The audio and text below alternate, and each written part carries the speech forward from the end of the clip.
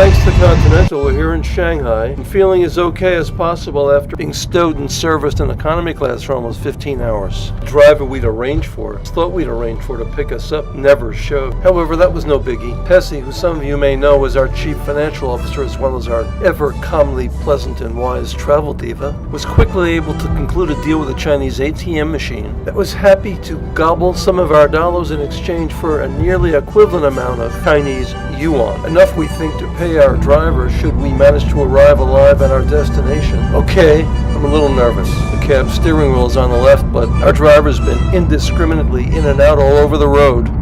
Later, though, we'll find out that this is pretty much standard procedure. He doesn't have to bear right. Apparently anything goes unless there's an accident. But enough of that. Checked in without an incident, and after a couple hours sleep, at least I had a couple hours, I think, we're out here face to face with the Shanghai night. Face to face as in a dream, set in a parallel universe. It's some big 21st century metropolis. It's somehow almost familiar, almost Western, but so modern. Our destination is the central Bund district's Promenade at the river. We met a nice lady from Australia in the elevator. She's pointed us in the right direction, I hope.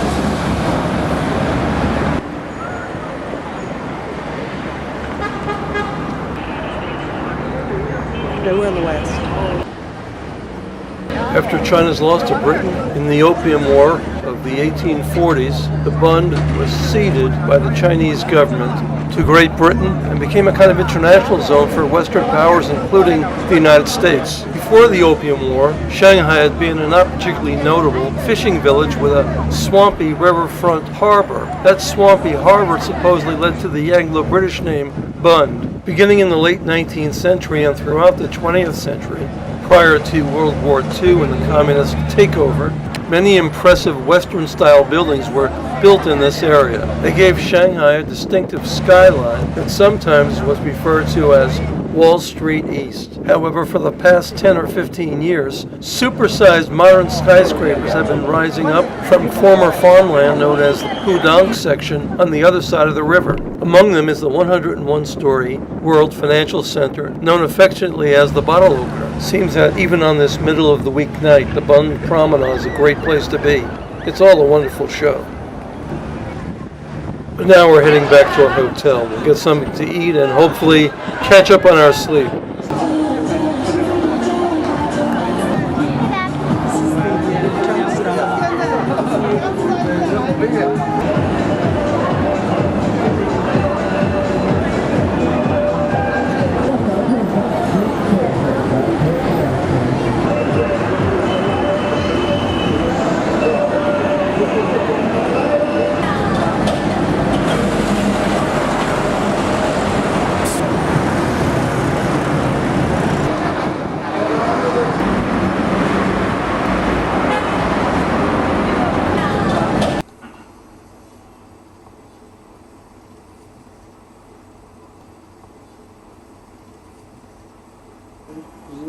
Autonomous region.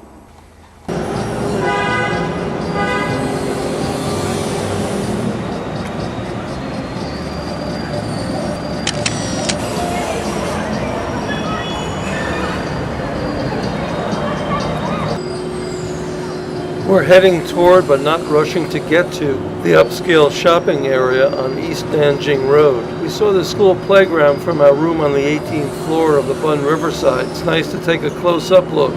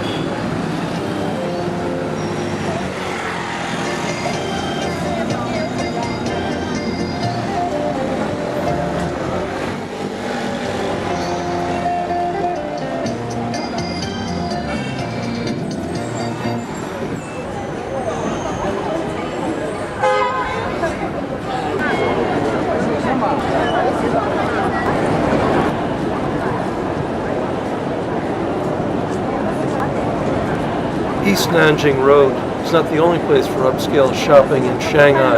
There are plenty, including one on West Nanjing Road. But East Nanjing Road is a good one, and it's close to our hotel. Up ahead, there's an Apple store we're about to pass. There's another new one in the futuristic Bund district we saw last night. Based upon the mid-morning activity of this one, Apple would be smart to build some more in Shanghai.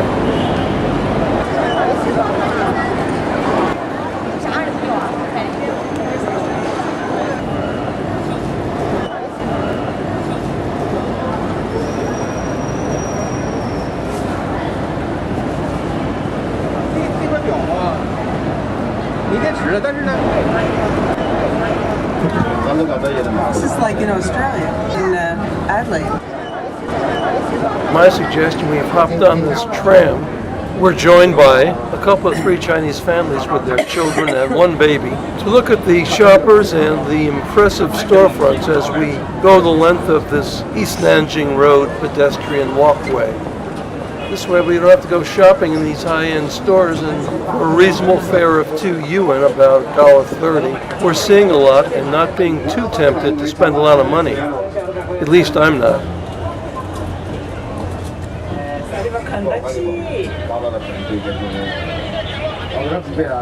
Some Chinese can afford these name brands, but most cannot. However, we've been told that the government thinks there are at least 2 good reasons why there should be high-end shopping districts, such as this one. One is to attract and impress foreigners, and to get them to spend more money while visiting. Another, perhaps less obvious reason is that the government's trying to build up a consumer society with a Western-type appetite for these goods. China can do that, it will have better control of its own economy. Fancy hotel. I think it's the Hyatt. It has a bar and a beautiful view.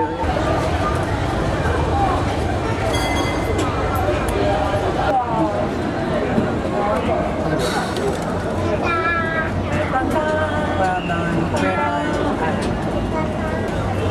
There's Carlton's here.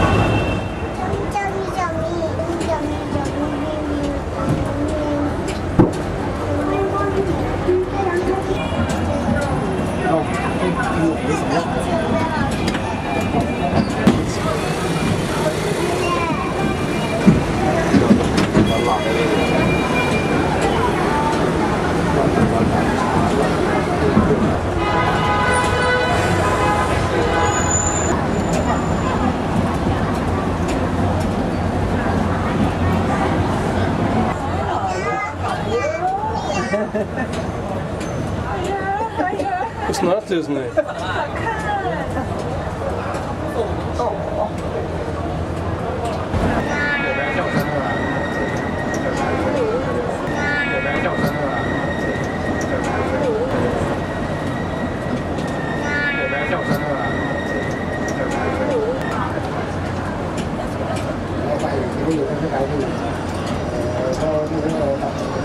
Sephora. I put on my face, my hair.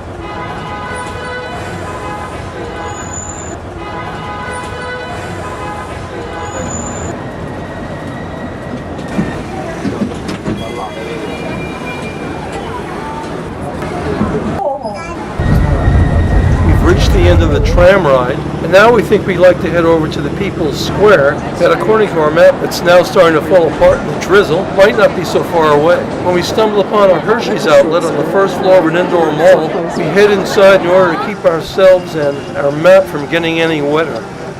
It's a good-looking store. Video from Hersheytown, USA is looping on an in-store monitor. Though I don't own any stock, before we leave, I proudly tell the smiling clerk that our studio in Pennsylvania is less than 15 miles from Hershey.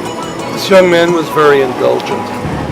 Well, we've made it to the vicinity of the People's Square, and the rain has pretty much stopped, What we've seen already is that most people we've encountered, with the exception of some stern-faced policemen, are friendly enough to stop and try to help us with directions if we ask. Unfortunately, their English has typically been no better than our Mandarin. Another thing that's delayed us is that the People's Square is not obviously a square. Over just beyond our camera's lenses is a broad boulevard suitable for any glorious function.